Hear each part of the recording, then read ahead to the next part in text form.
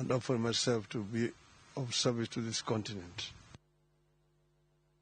Kawasudo nyako Ramogi ni Jambetre mar piny Ingeresa Pachoka Neil Wigan oyango mar riwore kod Gavana ma Kisumu Nyong'o e chenro mar bero weche mag pur kod ohala e bwo nam malulwe kaka yor bero ohala e kind Kenya kod pinje mag Afrika ma ugwe kaka Uganda kod Tanzania. Ma bende wacho ni en thuolo mar loso thuolo kata nafas mar tije ne oganda. Wach manosir kod Gavana Nyong'o bende oyango ni giikore mar tiyo kanyakla kod Wigan.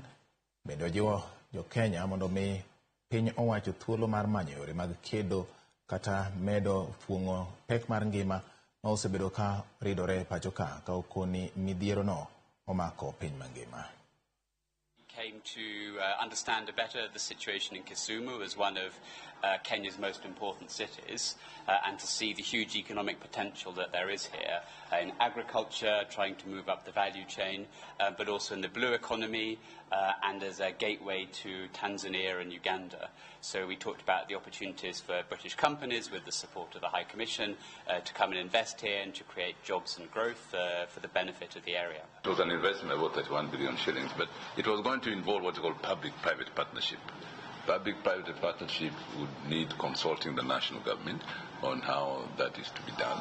And that process is not easy, nor does it take a short time.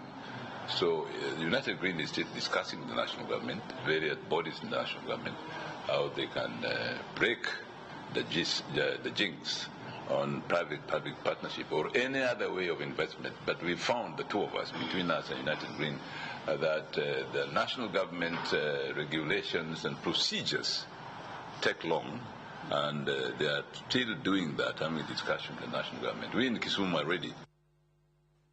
Kawasudo eni Jauru Bramalego Usonga Samuel Atandi okoni